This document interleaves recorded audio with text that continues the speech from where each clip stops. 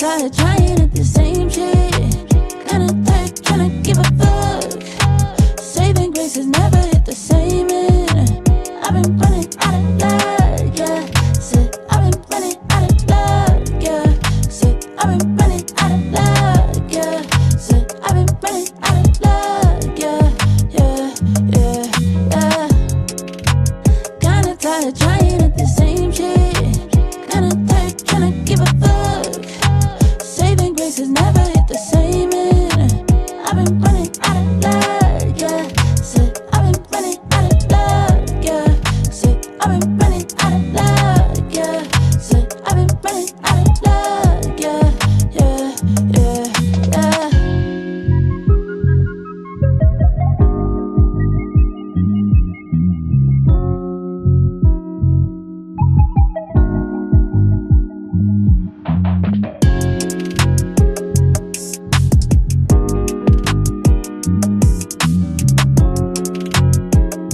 It's another push. She needed a timeout. She was like, well, I gotta check out for a minute, but come back. And I flirting with the epidural guy. I was like, what the fuck is going on here? oh, every single, like, they are your saviors. Are you kidding? Kinda My tired trying at the same anesthesiologist was shit. cool with me. Kinda tired trying to give a fuck. Walked through and I was like, Saving grace has Cari, never hit the same end. I was like, well, I've get been your running own out of luck, yeah. Said I've been running out of luck, yeah. Said I've been running out of luck, yeah. Said I've been running out of luck, yeah, yeah, The Pitocin, which is the medication that helps you push, Right. was maxed out.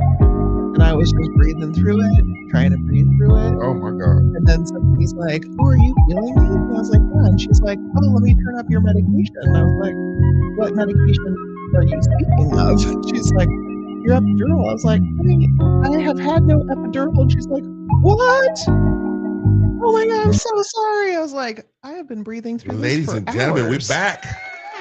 Another beautiful Sunday. With Dr. Cari, for fuck's sakes, man. Here we are, man. We're talking libido this evening. I have no, usually I write up notes for the show. I have a lot of directions most of the time. This time I don't. I don't know anything much about anything, but I do have a whole lot of questions. We're talking about low libido in women. First of all, let's talk about libido as a whole. What is libido? So libido is actually a ton of things that come together all at once. And that is why there can be so many problems with it, honestly, because it is biological. And by that, it means all your hormones have to be in the right places. All your neurotransmitters have to be in the right places. And then it's also psychological, like how's your mental health? How is your body image? How's your confidence about yourself? How are you feeling in your own head about who you are?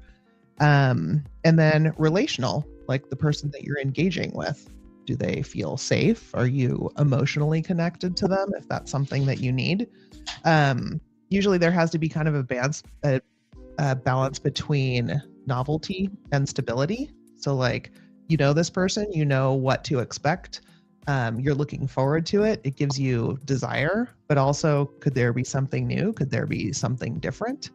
And having that communication with whoever you're engaging with is really important to spice up your neurotransmitters and get your happy juices flowing so that you can feel that desire and be aroused.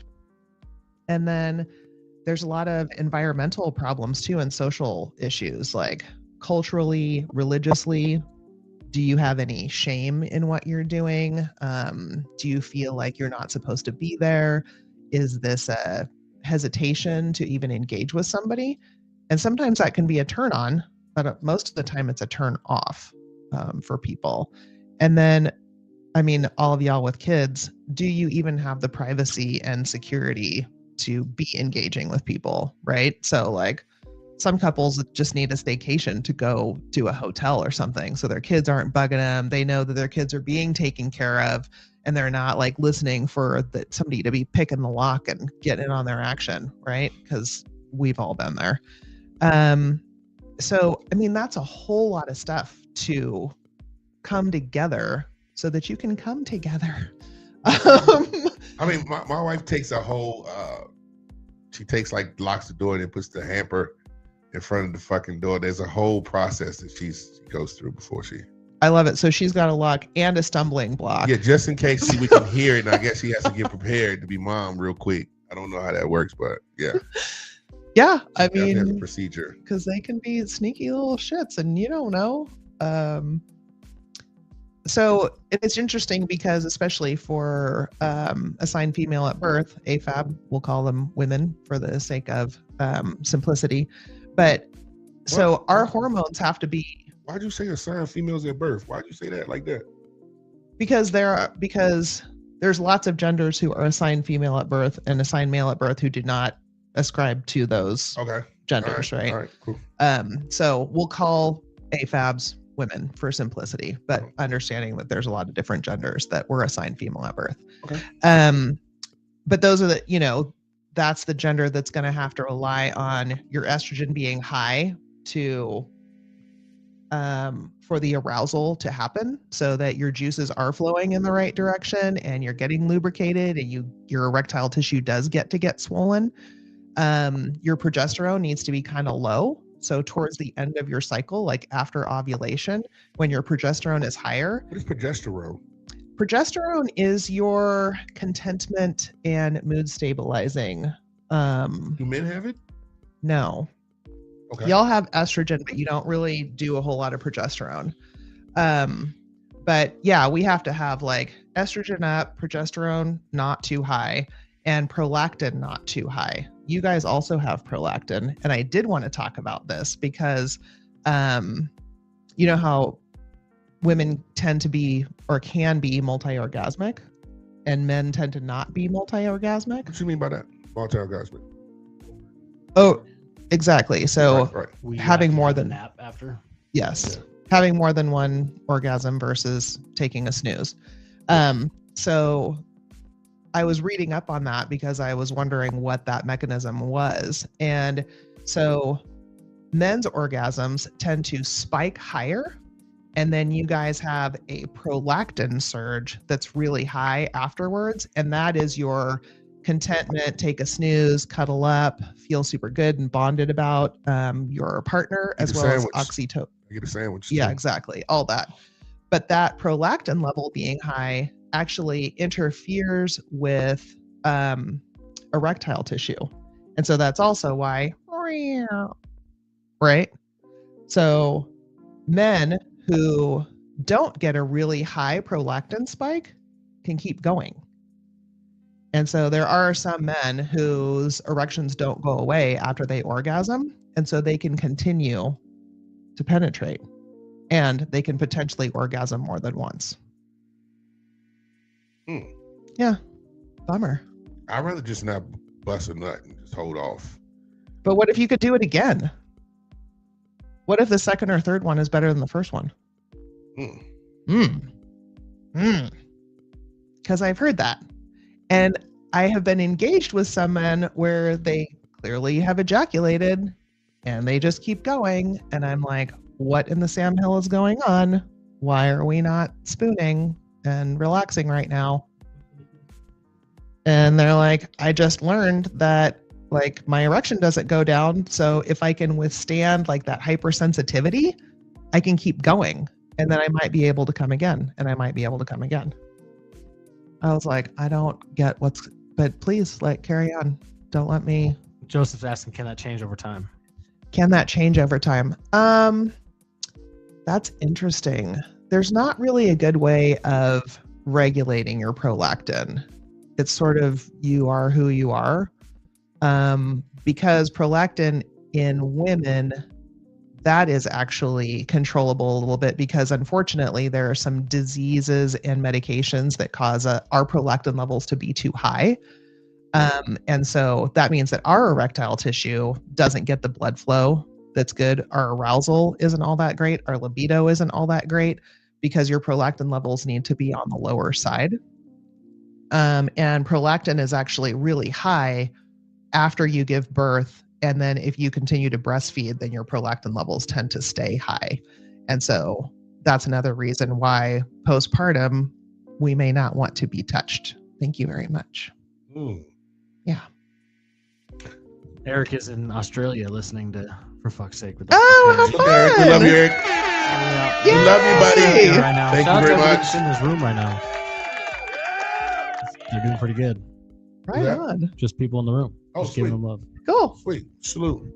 How common is low libido in women? And when around what time does it start? Well, some people have low libido their entire lives, both men and women, actually.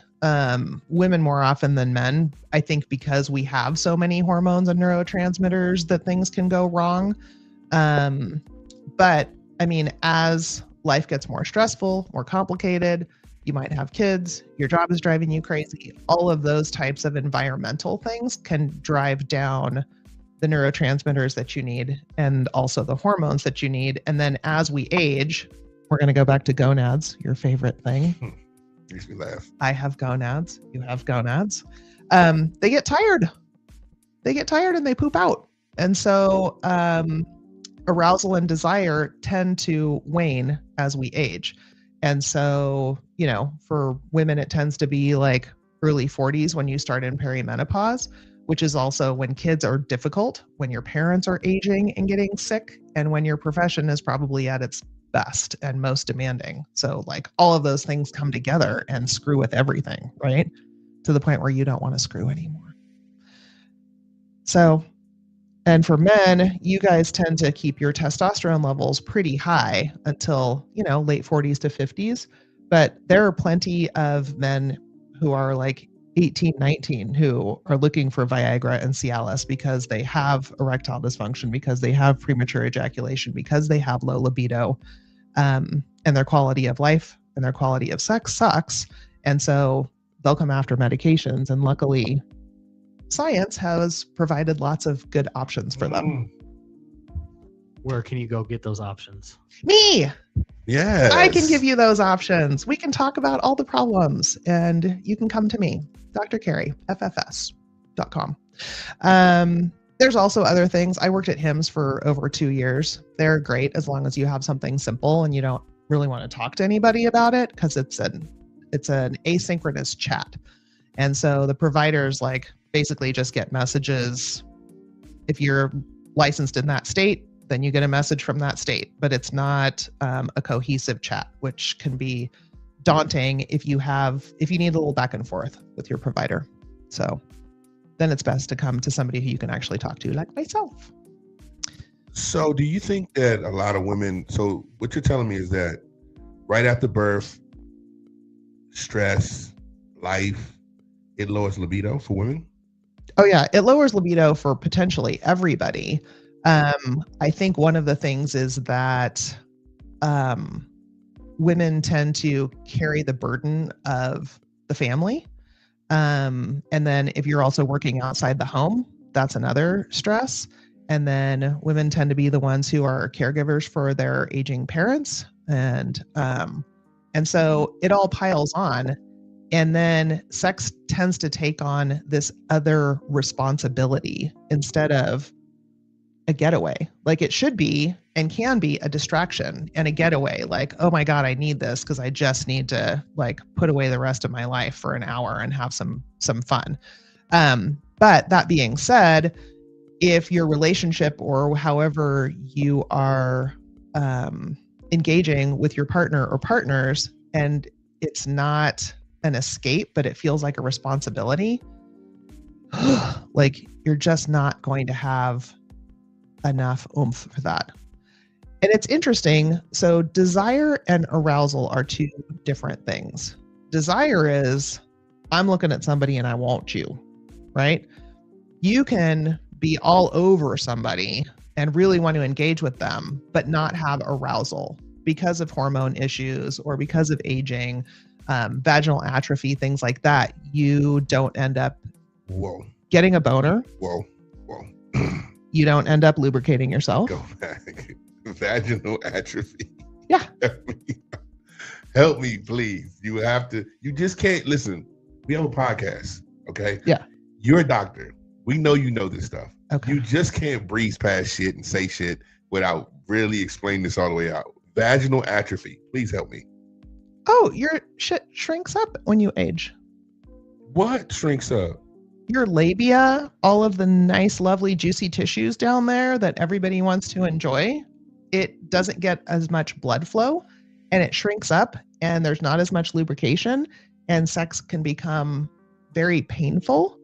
And actually, if it goes on too long, a lot of women end up getting urinary tract infections because that tissue that supports your bladder and your sphincter is so small and shrunken down that you are peeing your pants all the time, you're getting urinary tract infections, and you can die of that.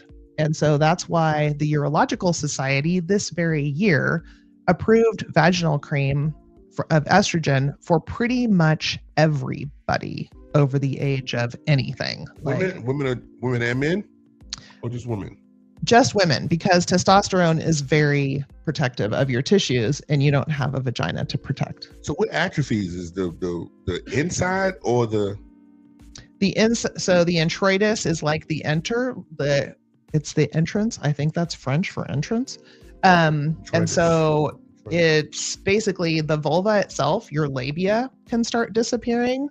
Your clitoris can shrink down. So all of that erectile tissue, the labia, the entire vulva. It's falling off. It's not falling off, girl, it's falling in. Your vagina falling off like that's crazy. Right? Oh my goodness. And it can be really, really uncomfortable. And people like are incontinent of urine. That's not fun out in society. And so you can see the hottest dude on earth and be like, oh, hell yeah, I want me some of that. And your vulva doesn't even hear you. Girl, your vagina done fell off over the years. Mm-hmm. Covered in dust, blowing down the street like a sagebrush. That is crazy. Yeah, and it's a real medical condition. You falling off? Am I falling off? Yeah. Oh no, I have hormones. No, thank you. Okay, so can hormones? We'll get there in a minute. Yeah. I'm still on the surface of this. The surface. Right. We're at the surface. That's what we're talking about. No pun intended. So you saying that at all ages, women can have libido issues at all ages. Why would a young person have issues with libido? Because again, like, do they have social issues where they brought up to think that sex was dirty and that they shouldn't be thinking about anything, that they're not supposed to touch themselves, that they're not supposed to look at other people. And so your upbringing itself can be a problem with your libido and your desire and your arousal. Religion takes a huge part of that as well, depending on what you're being told as you're growing up. And so again, like even if you've got the hormones, you're young, you've got plenty of estrogen, plenty of testosterone, you're ready to go. There's still something in your frontal cortex, in your brain, that says we are not supposed to be doing that. Don't look at that. Sex is bad. Sex is dirty. You're naughty, you're shameful.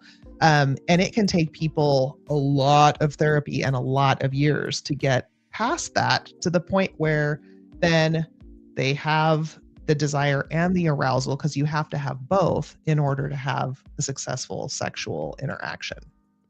Well, if you have arousal, that's pretty much it, right? To be aroused by another human being that you're interested in.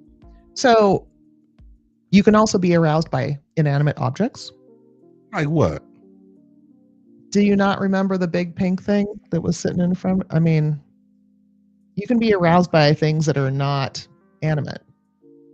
And arousal is literally just physical. And so desire is up here. So that's why you need to flirt with your people and let them know that you think they're hot, so that their brain can start percolating and thinking all sorts of juicy, tingly things. And then arousal is down there, and that's where the tingling goes. But you have to have both. And I think that men are pretty much the same too. Like the percentage might be off, but you want to think you're sexy. You want to be thought of. You want to feel like you're wanted. But you can also get a boner without somebody saying you're hot and I want to lick you, right? Mm-hmm. Right. So you could morning wood without any kind of stimulation whatsoever.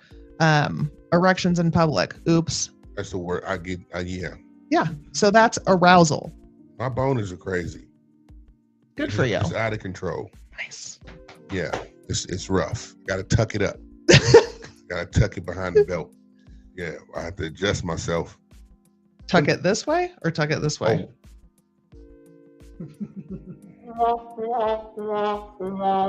Why would we've already discussed this last couple weeks ago? Why the fuck would I tuck it back? I just really Up want you to be under- a drag I queen know you someday. do. I know you do. God, you look good in a dress. No, it's not Is happening. Makeup? I tuck it up behind my belt. Okay.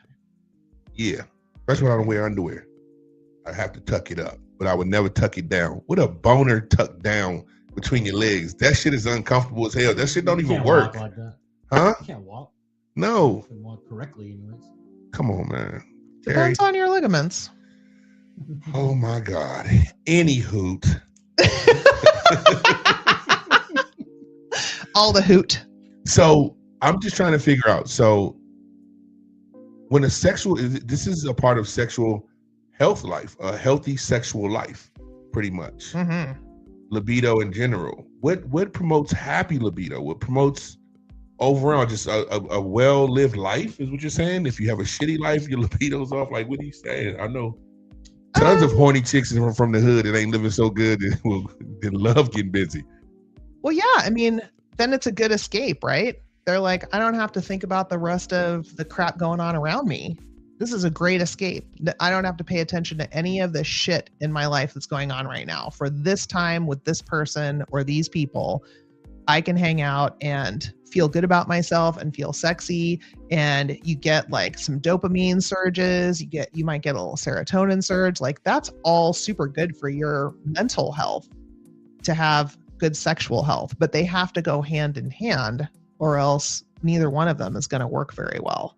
Like if your mental health is in the shitter, then your sexual life is probably going to be the same because you don't have the energy. You're not feeling good about yourself. Your serotonin and dopamine levels aren't high enough for you to feel desire and arousal. And so, yeah, if life is kind of a big bummer, but you've got good desire and arousal, that's your outlet. I would have to say I used my sex life as an outlet after my father died, to get away from that grief and to give myself some plugs of dopamine and desire and to feel good in my body because my brain hurt and my heart hurt so badly. Why do you think people would go that way because this is not the first time I've heard that. When people grieve, they just kind of just do things out of the ordinary and go into this phase of just not caring. And why do you think so? Because grief is so painful and you need some alleviation of that pain, right? And so people dive into a bottle of booze to get away from it. They dive into drugs to ignore their grief and their pain. They dive into sex because they might feel good for a little while. And it's escapism, basically. Like you're trying to figure out your mental health is all off because you're in mental pain. You're in psychological pain. And so you're going to do the things that you need to do to get through that. Some of them are not as healthy of choices, but we all have to sit in our grief and deal with it the way we need to. So yeah, people are going to act weird. Damn. Where you know where you don't have to act weird? drcarryffs.com. Oh, I bring the weirdness, please. Bring the weirdness in the room and ask some questions and get better. Actually, definitely get better. So I want to go back into, this has a lot to do with relationships as well, because, if a person is off with their libido and the other person's not, it makes you feel like they don't want you anymore. Yeah. It makes you feel like there's something wrong with you. Yes. Yeah, libido mismatch is very common and can be really damaging to a relationship, especially if the communication isn't there. The person who is not feeling desire in their heart, they need to be able to communicate that to their partner or partners so that their partners hopefully do not feel less desirable, that they understand, my partner's going through something, this is temporary. I can do my best to help them feel better so that then they're back on the horse and hopefully back on top of me. How much do you think this leads to infidelity as well? Ooh. Yeah. Because for a lot of people, when you feel like you're not wanted, it makes you feel like, well, there's plenty of people who do want me. Yeah, for sure. And I think, again, that's where communication comes in. Because if you just leave that like gaping hole of coldness, right? Like there's just a chilly breeze between the two of you and nobody's talking about where that's coming from or what to do about it, then yeah, everybody hurts. And you're going back to relieving that grief, because that's a sense of loss as well. If you are not sexually active with the person that you were and you're feeling bad about yourself, that's grief. That's a sense of loss. And so you're going to look to alleviate that. And you might get impatient if the communication isn't there, where your partner saying like, look, I'm going through some stuff. I care about you. I think you're hot as hell. I need some time. That gives people patience and understanding so that you don't have to take it personally that like, oh, they're not touching me because I'm not cute anymore. Right? Like you've got to, but I do think that a lot of times, and I have to say, especially with monogamous relationships, which I was in for the vast majority of my life, that communication doesn't happen very well. Whereas I feel like being E&M and being polyamorous, like I'm having so many more. Whoa. E&M. Go back to E&M. How come you don't remember these things? Jeffrey? Because I played football for a long ass time. Please, just tell me what the fuck E&M is. So we're going to have a whole podcast on CTE I'm now? sorry, that's next, probably. So, I'm just saying. Help me. So E&M is ethical non-monogamy, or CNM is consensual non-monogamy, where everybody in all the relationships understands that this is not a monogamous situation. So I'll just out myself right now. The last week, I think I'm slipping back into some depression, and I think I've been ignoring it for a few weeks and trying to blame it on other things, but it's becoming clearer that my neurotransmitters are fucking up and it's making me angry. But I'm not feeling as desirous as I usually am. And I have had to have those conversations with my partners. Like, it is not you. It's totally me. I'm doing this with everybody. I'm just kind of backing away right now. And not engaging sexually with my partners.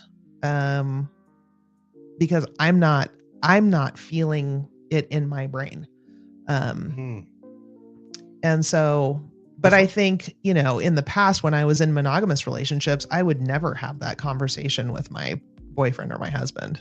Why not? Why? Shame, humiliation. I mean, I feel it right now. But I guess it's almost like the stakes are higher because there's more people involved. And I don't want people to feel badly. Like, I don't want to make them feel badly. Like, I don't think you're hot anymore. But in a loving relationship where you guys were one-on-one, you felt like you couldn't share that? That's right. Damn. But I think it's because I didn't have super functional monogamous relationships. I had a few of them. What do you mean super functional? Communicative. Did you feel loved? Because I think the biggest thing is that when you love somebody and truly love someone, the conversation is very easy to have when you love somebody. I'm learning at 46 years old that when you love someone, you can say anything and you can share anything. And, there's no ego to it. And I think a lot of times with ego, we miss the boat. Mm-hmm. We miss the boat of communication when it comes to ego. And I think that, the fact that you have these people that you're in this polyamorous lifestyle with is very easy to share to them because you don't have a love tie to them. Sometimes I do. Really? Yeah, sometimes I do. I have fallen in love a couple of times during my 3.5 years in E&M.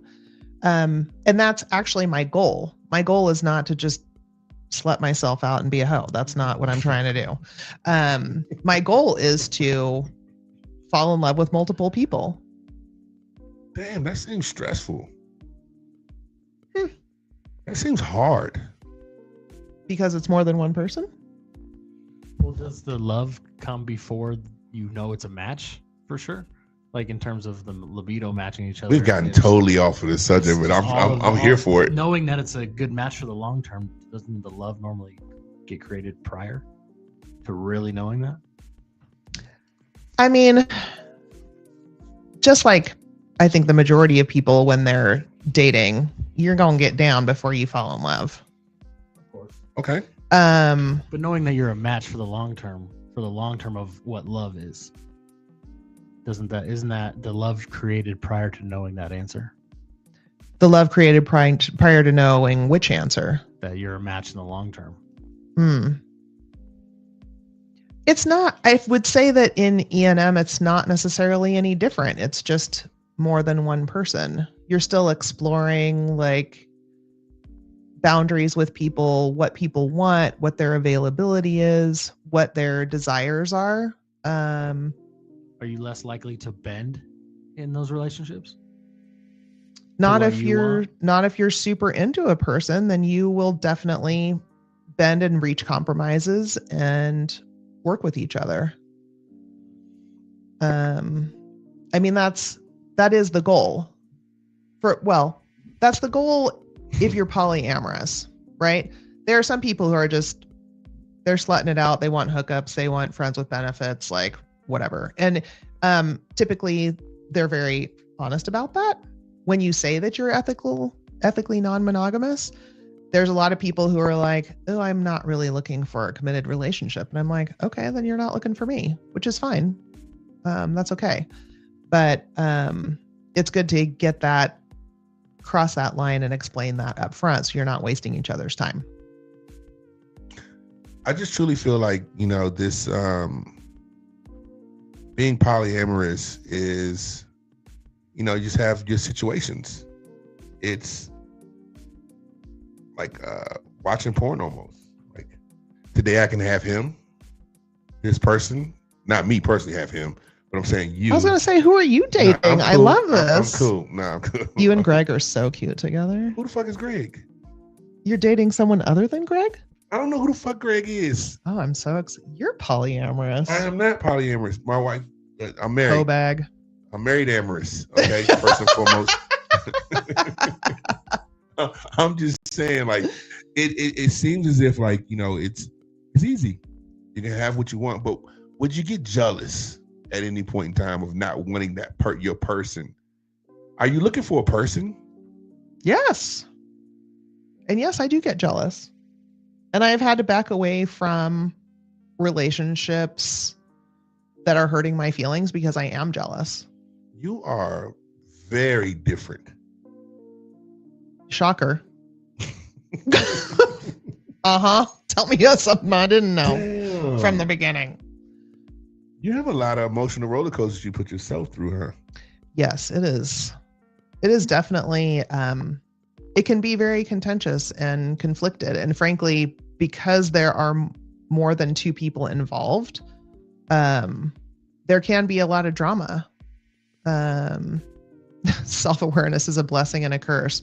Oh, Michael, I love you so much. It's so true. Yeah, I mean, I am looking to fall in love. Just probably not with one singular person. Wow. I love love. Who doesn't want to be loved? Who doesn't want to give love? Yeah, but you don't want to sit on the porch at 68 years old with just one person and just love that one person. You said nesting in some prior podcasts. Do you want that one person eventually? It just may not be one person. Like maybe I'm sitting on the porch in a rocking chair with one person and someone else is bringing out drinks to us. That'd be awesome. God damn. Oh God, Jeff reached for the microphone, but now he just cracked up and he can't even do it. I don't even know what's going on in your head over there. I think we can just give a shout out to the people in the room. Go ahead and do that for me there, Marcus. Oh. And then let's get back on track with the libido. Okay. Shout out to everybody in the room, love. This is Dr. Cari Show, for fuck's sakes. We have a telehealth company. Just give them the website. drcarifffs.com. You can check out all my material and all the social media stuff that I've been doing. And you can also book an appointment to come see me. And I do sexual, physical, and mental health. I kind of do it all because I'm emergency trained, so I can see all y'all. And I'm turning to a podcast therapist right now in real time. I'm trying to figure this woman out. Oh, Michael said somebody else is also in the kitchen cooking dinner. So there's at least 4 of us. Michael, you're not helping Michael. Hanging out on the porch. Michael, you're not helping Michael. That are all there for you. All there for her. They're not there for each other. Or They may very well be there for each other. Oh my God. They're not. For sure they're for you. They're for you. Yeah. Okay, so do we talk? Is it the guy that's in the rocking chair get to make dinner the next night? Or I will. We can take turns. This is just when there's a lot of people around, I would see that the jealousy might be a little bit more of an issue. Jealousy can be more of an issue with the more people, but the other thing is that if there's abundance for everybody, then there's less jealousy, right? So like if everybody's getting at least some of what they need, and I know you're just I am not just talking about cock, okay? But if everybody's getting a little bit of what they need, there's no scarcity. Comments. What's going on? Yeah. But so Joseph said the cooperation versus competition, but the cooperation is coming from 3 or 4 different men that met all each other through you and like you and are wanting to be with you, not always with each other. They may like each other. But cooperation versus competition. And that's kind of the scarcity versus abundance, cooperation versus competition. Like sister wives is super weird to me. Why? But not entirely weird. Why? Why is that super weird? Because it's religiously based. Sister boyfriends. Okay. And it's always a man with multiple, usually very young girls and women. So that's a lot of coercion in my book. Cari, I'm not coercing. Cari, you are pimping. I am not coercing you anyone. Are pimping. Oh, hell no. Nope, I'm not. Nope, I don't accept that. I'm not. You are building brotherhood. I'm building. Who said that? Who said that? Joseph. Hey, if they want to be brothers, that's totally fine. Hanging out with them, so you want to go play Madden real quick or something? Oh, you about to go hit that? Okay, cool. We'll get this game in real quick while you in the room. What? Yes. And you make her a sandwich, by the way. She's going to need a sandwich after she gets done. You make the sandwich. She likes light mayo. Little cilantro sprinkled on her sandwich. What sandwich are you making? Well, I'm saying if the brotherhood is one of you's doing the thing with the brotherhood, somebody got to make you food. I love that idea. And then they can go play and I will make dinner. I'm totally fine with that. So what's the difference between this shit and sister wives? This is all completely consensual. Everybody knows, everybody's on board. Everybody is like grown-ass adults that can make their decisions for themselves. Sister wives, not so much. There's a lot of coercion. There's a lot of this is what Jesus wants. Okay. There's a lot I of get what you're saying. Yeah. There's a lot of religious overtones of, I get what you're saying. This is what God has ordered. Little brainwash vibe to it, huh? Yeah. Okay. All right. Yeah. Where I don't think brainwashing is possible in this. Like you got to decide on your own. You got to get to it on your own. And there are people who have been like polyamorous their entire lives. They never understood why anyone would be monogamous. And then I think the majority of us get there later in life because of different relationships or lessons that they've learned, or that's just the evolution of what they've experienced. So So the value of one person, it doesn't hold value to you. that is no, that's not true at all. I'm just asking. That's not true at all. Accusing you. I'm asking you a question. Like, No, like the fun part is seeing the value in more than one person, as far as I'm concerned. Like, so like if I'm going to the Pioneer Center for musicals or things like that, I have one or two guys who really like musicals. If I'm doing live music or something like that, then there's one or two guys who really like live music. There's other guys who want to go to sex clubs. There's other guys who want to go on vacation. And so I'm not getting dragged to stuff that I don't want to do because they have a partner for that. And I'm not dragging people who don't want to go to do stuff that I want to do when they don't want to go because I've already got someone else for that. And you do that with your friends too, right? Like if you're going to watch a football game, you're calling Jeffrey.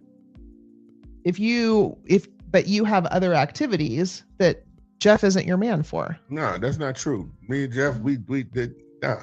Well, I'm sorry I brought up Greg then, Jeff. Obviously, you 'Cause two there's are no very goddamn monogamous. Greg. There's no Greg in this. Greg, he'll call you. You know It's what? gonna be okay. First of all, me and Jeffrey both Geminis, first and foremost. So it's everything. It's everything. I would say that my close core friends that I hang out with all relatively like the same The same shit. shit. Probably might be boring, but You have men for situations. When we've lost a couple stepdads. Oh, you know who you are. John, Joe, they miss you. No. Yes. I was just hanging out with John last night. Everything's fine. Good gracious. Oh my God. You guys are fragile. No, we are. And I love that about you. You are Yes. fragile and loyal. Yes. You have a lot of perseverance and stick-to-itiveness. Yes, that is Yes. us. That is us. Oh, we start this whole thing off with libido, low libido in women, by the way. This is how we start this off. Let's talk about some of the treatments. Yeah. Okay. Yeah. This Vilesis, how do I pronounce that? I think it's Vyleesi. Okay. How does it help? What does it do? So, fun fact, science doesn't actually know. The FDA approved it for low libido in premenopausal women, by the way. Like if you are perimenopausal or postmenopausal, you cannot use this. It's not approved for you. Why not? Us. The science doesn't support it. And there's not really a good explanation why. And here's why. They don't know how it works. So we have several melanin receptors in our bodies. The ones we think about is ours because we are brown. So melanin receptors in your skin. You also have melanin receptors in your brain, and that controls body weight and appetite and how you use your sugar when you eat it. And you also have melanin receptors in your adrenal glands, those little hats that sit on top of your kidneys. And they are in charge of steroid production. And so the melanin brain receptors also, as they're dealing with appetite, it's not just appetite for food, it's appetite for sex. And so apparently Vyleesi goes in and stimulates those appetite receptors in your brain in some kind of way that increases your libido. They are finding that like 2/3 of the people who take Vyleesi are digging it and it improves their libido. Again, these are younger women. They have to be cis women. So you have to have your ovaries and your vulva, like you are an intact female. And you take a shot. Just for women though, right? Just for women. Okay. Right. Yeah, exactly. You have to take a shot about 45 minutes before you want to feel libidinous, before you want to get down. It's an injection? It's an injection. so they just send you home and you want to get busy. Is right. No, you do it yourself. You do it yourself at home. We're right in the butt. Yeah, probably like in your fat parts here or your belly or in your butt. Was insulin the insulin needle or? Yeah. Okay. All right. Tiny needle. Still, it's a shot before you want to get down. Every time before you get down? Every time, because it only lasts for a matter of 3 or 4 hours. So just like Viagra, it's like quick on and quick off. I'm about to go in this bathroom and pop this Vyleesi. When I come back out, I'm gonna be a bad bitch. Right. Okay. That's right. All right. Walk past your wife in the hallway and give her a shank real quick. Oh. We're all about consent on this podcast, Jeffrey. That was not consensual. Take this Vyleesi real quick. I need marriage. You cannot just pop shots into people's butts as they go past. Right? No. Oh my God, these people. Consent is sexy. Vyleesi? Vyleesi. Get your shit right. So apparently the lovely thing about Vyleesi is that it works and that you can drink alcohol. How's the wetness? Apparently pretty good. Well, you're dealing with people who should be making plenty of estrogen, and that's where wetness comes from. Okay. So they're going to have, so Vyleesi works on desire, right? The appetite portion of it, this portion, your brain. The arousal part, your body should be working just fine. So as soon as you've got the desire, the arousal happens. Okay. So the other one that they're peddling these days, I think it's called Adye. It's such a weird name. What in the world? Anyways, so this is also for premenopausal intact cis women. But it's oral. You take it every night. You don't take a shot when you're feeling like it. You have to take it every night because it works on your serotonin system, but you can't drink. Okay. So that's kind of, that's going to be a problem for a lot of people because they like their cocktails. Before sex, they like cocktails, get juiced up a little bit. Yeah. Drop some inhibitions and get nasty. Good for you. But you can't do it if you're taking Adye. So the science is super new. I feel who? A little drive-by horny shot, something like that. Craig, put Becky on the phone. Who's Craig? Shame on you. Who's that? Shout him out. Who's that? Craig Hoagland. We grew up together since 4th grade. And as Craig likes to say, we also went through a lot of other grades together because he did graduate from high school. Craig, you're supposed to graduate from high school, wasn't he? I know, but I keep saying we met each other in 4th grade. And he's like, but we did a lot of other grades together too. Okay. So just so that it doesn't sound weird. That's Craig Krogan? Craig Hoagland.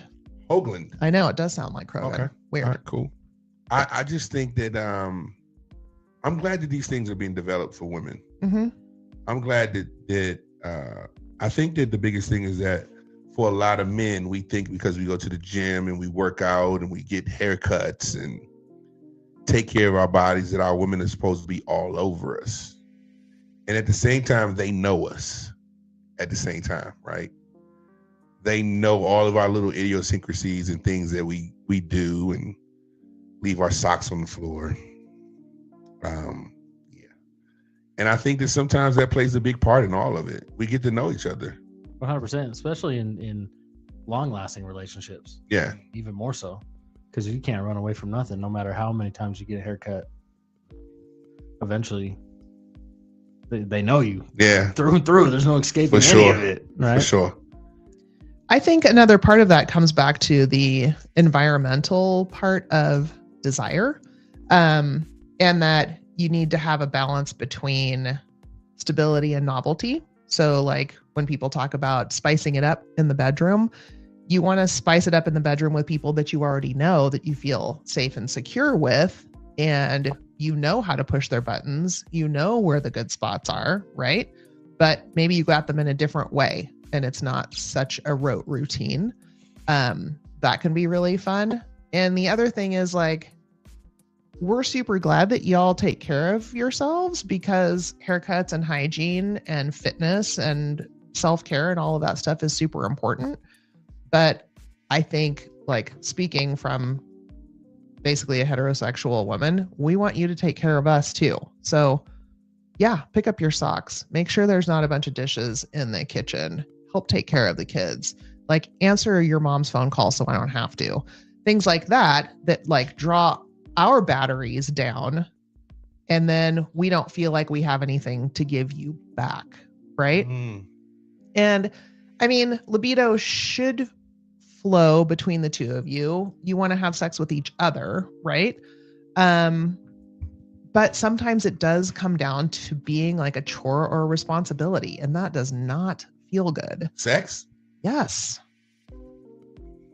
And so if you're taking care of some of the responsibilities that have fallen on your partner, they're going to be like, wait, this was already done? I don't have to spend 20 minutes doing this other thing? Guess what I'm going to do for the 20 minutes? You. I'm going to do you now. Yay. So I think that's another thing that people get in their routines, and everybody has their own chores and to-do lists and stuff like that. Good education right Just now. also though, like just Good to education just right to now. defend a little bit, like Yeah. It sounds like that it's what were the words? I kind of lost my thought, but like not necessarily a two-way street in terms of like I know you're bringing up examples of faults that we might bring to the table, but there can't be just all faults. I don't think there's all faults that are coming to the table, and I think that the lady on the other side might have faults of their own. So it seems very like not all the way two ways. And I understand I don't know. I understand that the woman tends to carry the household more. I do know that for sure. Mm-hmm. But that does not always mean that we are just there for our socks on the floor. You know what I mean? Like we're providing in a different way as well. Jeffrey also thought he could beat a kangaroo last night. Like On I our can't- podcast, he thought he could beat a whole That's kangaroo really in a random. fight. An average size 110-pound one, yes. So But we can't go there. You keep going there, bro. You keep saying You this. just brought No, this up I'm just randomly. saying. Are you carrying a baby? Why are you a kangaroo? He wants to fight a kangaroo. He thinks he can beat a kangaroo in a Oh fight. God, no. That's please. Tried to tell Cari, him. that is not how it happened. From an emergency standpoint, nobody needs to take care of that trauma. Knock He it wants to off. Fight a kangaroo. That's not how it happened. I don't even think there's an ICD-10 to code that. Can somebody look that up for me? Not in Reno, Nevada. For sure.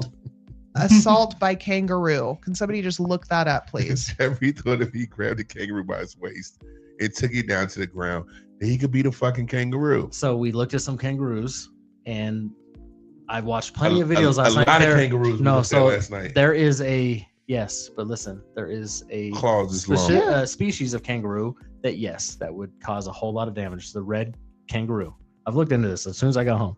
Also saw other ones of an average size kangaroo, because you got to take the average. We're not going to take the smallest, so I'm not going to take the biggest. Let's take the average. We said And this 100 guy's some pounds. smiling and pushing out this angry kangaroo, and he's about as tall as him, and the kangaroo really is not doing too much, and the kangaroo's pretty mad, and the guy's like, get off me, and just kept pushing it over. And I was like, that kangaroo, I could do the exact same thing to.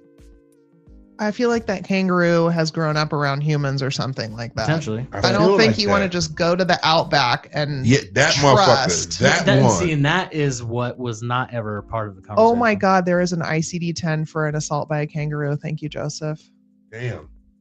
I need We to were write talking that That's a down. your life and future. death situation. That's your future. I wasn't going out into the outback for fun and leisure. That was never part of the and I conversation. brought that up because I'm she gave a visual, like she gave a verbal visual of some of the stress that may lower libido, time, the feeling of contributing as a husband. Are you calling my wife a kangaroo?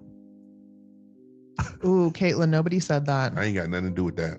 No, sir. Just make sure You that would not put drag the me sheets down. out on the couch. You threw me out here. Put the So- sheets Try. out on Nope, the you couch. won't He do me like literally that. just Nope. said, I bring this up because, rageful and I'm gonna upset. get a burrito when I leave here and watch the Cowboy Packer game. You're not doing this to me. No, sir. I do not call your wife a fucking kangaroo Well, thanks for doing this to me. at all. But I Oh my God. get a lot of it. It's a lot that goes into the balance of having a healthy sexual relationship with your partner. Yeah, and like say that's why we have girls' nights and girls' vacations, right? Is so that we can not be responsible for other people for a little while. And we're going to come back with our batteries charged. And you're going to be the beneficiaries of that. So that's a good thing. And it goes both ways. Like I just totally outed myself for having a mental health issue right now. And I had to admit to my partners and potential partners, like, I'm not there Mhm. right now. Right. So that's totally on me. I wish more men understood this. Yes, Star, same. Can I ask Star a question though? Yeah. You wish more men understood what? explain what you're saying, because we want them to understand where women are coming from. I really do. I want to know. I really want to know. And when I look back on certain things, like after you said that, like I'm like, yeah, my wife does a whole fucking lot, bro. Like she gets up in the morning, gets all the kids ready. I'm still in bed. I'm still laying in bed. And with a swollen vulva. yeah, I thought I had a swollen vulva, but I realized it wasn't a vulva. It was a uvula. There's uvula, and I went to fairly tell my wife, large difference. my vulva was swollen. Yeah. I'm glad you didn't send me a picture of your swollen vulva. That would have been I'm awkward. just saying I didn't know the proper word to say. I didn't. Ended up looking like a fool, but it's okay. It's my usual. But yeah, Jeffrey, what you said, I mean, it absolutely flows both ways. Like people have to take charge of what they are in charge of.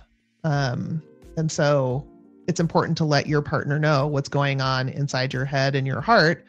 But it's also important to step up and do a little bit extra if you're expecting something back.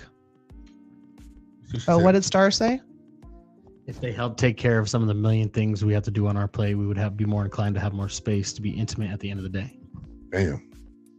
All right. Dana is saying, holy shit to the uvula.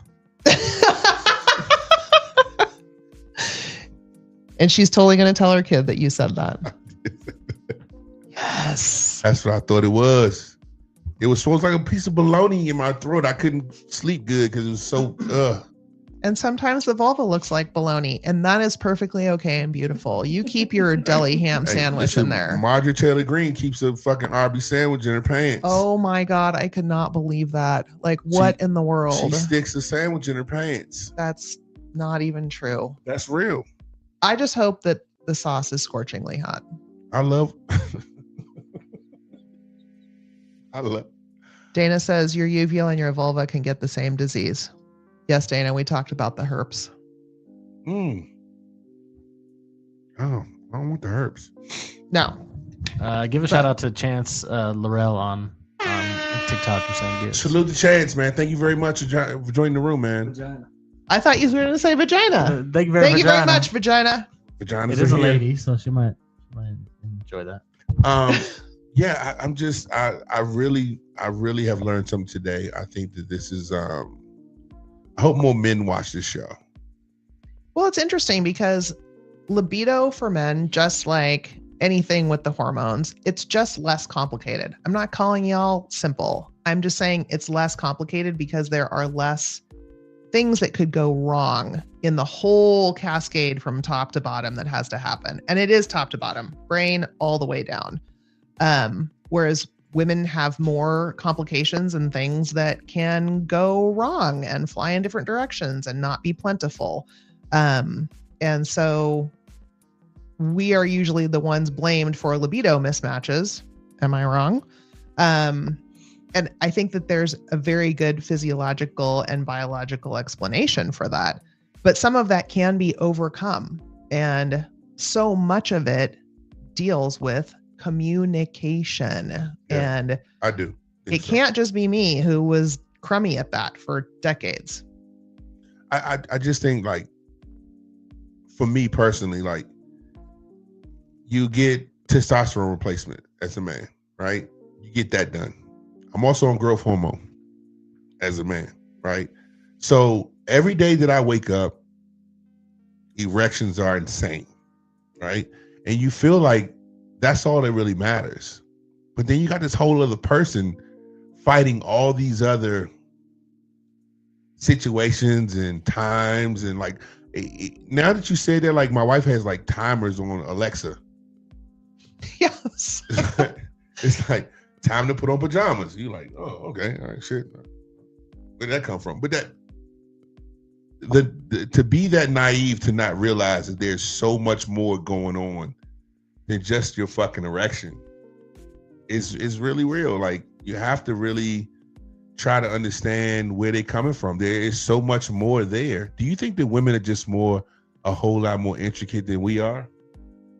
I mean, physiologically, we absolutely are. There's a lot more going on with our hormones and the cycles. Like men have ebbs and flows of testosterone and estrogen, but not this like cycle that is supposed to be absolutely perfect every 28 days, blah, blah, blah, blah. Like you do this, and then after decades, like the wheels just start coming off of the engine all over the place, and you have no idea what's going on. And it's this very slow, but very serious castration. Like it is a chemical castration. If men's testosterone, just like at the age of 42, just started this slow decline, science would have figured that shit out forever ago. But it's insidious. And again, it's at the age where like your kids are needing you more than ever. Your job is needing you more than ever. Your parents are needing you more than ever, and you have less to give. And so Damn. it all culminates in this decade of fuckery, and it's almost impossible to manage. And then if you are partnered with somebody who's also like sucking gas out of your tank, how in the world is anyone going to get laid? Like, we're exhausted. Screw you. Don't even touch you. Don't look at me. Definitely do not poke me with anything. Whether it's a needle or your dick. Your needle dick. Anyone? Beetlejuice? Okay. So yeah, I think like lightening the load along the way, especially being communicative and kind and supportive, that goes a long way. And Joseph is back to having another partner. Yeah, like you could have, I mean, and I'm not trying to collect men. Joseph is a gangster. Yeah. Okay. I'm not trying to collect men. First of all, Joseph is a gangster. All right. Joseph is living his best life, doing what the fuck he wants to do. Joseph. But he sees the value of having multiple partners to do multiple things for the better and for worse, like so that you can support each other and run errands for each other and have fun together, and everybody wins. It's not a bad equation. I don't know. Damn. And like I said, I came to this very recently. So I lived most of my life as a serial monogamist. And there's Why does it have to be a serial monogamous? Why do you have to say serial? Because it was like one after the other. Not serial like. No, I know what the fuck you're saying. I'm just saying, like, you make it sound bad. No, that's just that's not bad. I thought I found the right person. Wasn't the right person. Next person, maybe that's the right person. And like, just kept trying to do that, and it just didn't work. Like the people I felt the strongest about, this is my person forever and ever and ever, it was abysmal. Like it was catastrophic. Do you think you have a polyamorous heart? I'm trying to figure that out. I feel like that's still in the works. I think so.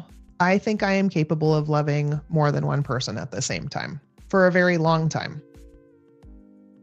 Damn. Yeah. And I think like I'm working on compersion. Did we talk about compersion? Nah, go ahead. So compersion is not the opposite of jealousy. Compersion is actually feeling satisfied and encouraged and excited about your partner having a great relationship with somebody else. Man, fuck that. Right. So you have no compersion whatsoever. Okay. But there is a slight bit of compersion. Like when Amanda comes and hangs out with me and we have a great lunch and we laugh our pants off, you dig that for her, right? How are your pants coming off? Oh my God. Because we're wearing what the skirts. fuck is going on? Concentrate. All right. I'm sorry. Focus. All right. We're laughing really hard. Quinoa comes out of our noses. Okay. You love that for her, right?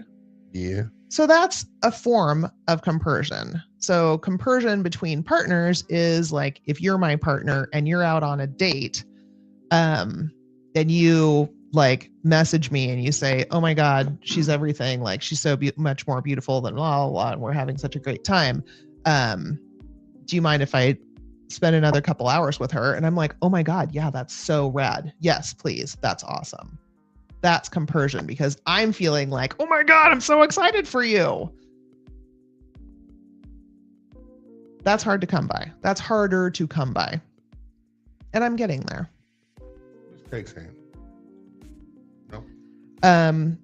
So yeah, it's more difficult to come by. Jealousy is way easier, but it's interesting that from my anecdotal experience, men tend to have compersion much more easily than women do. Seems like it. Maybe that's just because I'm mostly talking to men. Yeah, I mean, I can see that too with even when you go to your friend circle and how much beef there is between women oftentimes to share and so compersion is not giving a fuck, best right? friends. The guys don't know. It's basically not giving a fuck, I right? already have that. No, compersion is active, like happiness that your partner is having a good time with someone else. It's an active. Is it with? It's not just a good time in general. It's a good time with somebody, with another person. Yes. Yeah. Listen, when a man loves a woman, he don't want her with nobody else. That's your version. I'm telling you what a man feels. No, that's your version of your feelings. There are a lot of men who are like, oh my God, I cannot wait to see the woman that I love most in the entire world get railed by another man. That's wild. That is not real. That is not. I mean, listen, that's not cool. Like, there's not a lot of men who want that shit, Cari. I'm just telling you from the man perspective, there's not a lot of men who want that. And a lot of men who will allow their women to be railed by another man don't love that woman. They don't really love her. That is not true. That's crazy. That's crazy to you. That's wild. I just know men. I know men very well. Cada mente es su mundo. So you know Spanish on me. I love that saying in Spanish. Every brain is its own world. This is true. Right? So that is your experience. That is your experience with your friends. That is not the experience that I'm having with my new lifestyle and my newer set of friends. And heretofore, I would have thought the exact same thing that you're saying. But that is not, that's not true. What I'm saying is this, is that when I was in my single life, I dated a girl that I didn't have sex with, right? And I found out that she was having sex with a bunch of dudes. And when I called her out on it, she got very upset because I knew that she was out there in them streets and I just wasn't bothered by it because I really didn't care about her like that. Like, it was like, hey, all right, whatever, I don't do your thing. But when you really fall in love with someone and you're committed to someone and you really want that person, them getting their back blown out by another man is just not on your register at all. As that is a man. Not true for some people. Some men look at that and they're like, I want to be there. I want to watch it. I want to film it. I want to hear about it. Jeffrey, help me, please. Help me, Jeffrey. That is happening. I mean, I can't. We're speaking on individuals in their own way of life. I can't say that they wouldn't love that woman, but I don't. I couldn't do it. I'm there with you to where like. No, I would not be able to do that, but I couldn't say that somebody else doesn't. I can't say it either, but I'm just simply saying that there's a natural place with men, and I'm speaking from a man perspective, that would not want you to be railed by another man because they love you and they want you and they want you for themselves. But that's. So Joseph is saying basically, if I love her, I should happily be okay with what she loves and wants because I love her so much. Selfishness. And I don't blame you for being selfish. I feel like that is my natural proclivity, is to be selfish. And so it has taken a lot for me to get as far as I have with compersion, and I'm certainly not. It's not natural for me. I am not all the way there. I mean, I guess it's just people in general. Who knows on what you love? Because my wife wouldn't want that either. It's for me. Like, it's she wouldn't very want to different. just watch me do that to another woman. Right. So I feel it's the same And there are Just plenty of based on women who who you are want, like, really. I want to see my man get pleasured by another woman. I want to see some woman getting plugged by my husband that I love so much because I know how good that feels, and they're going to do their thing, and I want to watch that. Listen, ladies and gentlemen, stay tuned to Cari's world. Okay. It's fun in there. It's bizarre. It's a circus tent. Don't for call sure. it bizarre now. Do not call it bizarre, It is. because I just told you that I don't know how many men will want to see their wives fucked by another man. I just don't. It's happening. I'm telling you. God damn. I'm not in the swinger community per se. What's the difference right at this point? What's the difference? So ENM, ethical non-monogamy, is the umbrella term, right, for anything outside of monogamy. Under that is polyamory, which is how I identify, wanting to love more than one person. The swinger community is a different category. Usually these are couples that are either married or living together or committed to each other, and they like to have sex outside of their relationship, but together.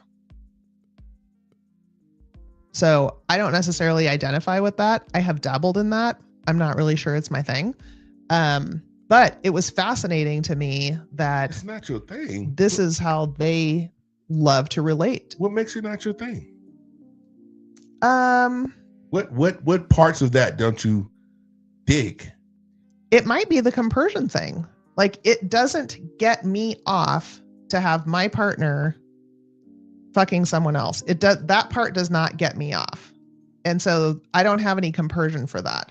Sometimes, just to your point, sometimes I don't mind. Like, it's all fun because we're all just playing together. But I'm not there for my own excitement. Like, oh, I can't wait to see him get this thing done to him or do this thing to someone else. That does not blow my mind. I'm not super excited about that. I'm here for it if that's what we're doing. Fine. But that's not where my excitement comes from. But there's plenty of people in the swinger community. That's what they are there for. They want to see their loved ones playing with other people. That's part of their excitement. Damn P. Diddy. Listen, ladies and gentlemen, this is For Fuck's Sakes with Dr. Cari. This has been a crazy Sunday. Kinda. Give a shout out where you can find Dr. Cari outside of the podcast. Give it to us. drcariffs.com. You can book an appointment with me. You can see all my social media stuff. I get into all sorts of healthcare things and recently some political things, even though I'm trying to lay low. And I would love to have a conversation with you and hear about your weirdness. We love you guys, man. Salute, man. God damn. Oh my God. What a Sunday.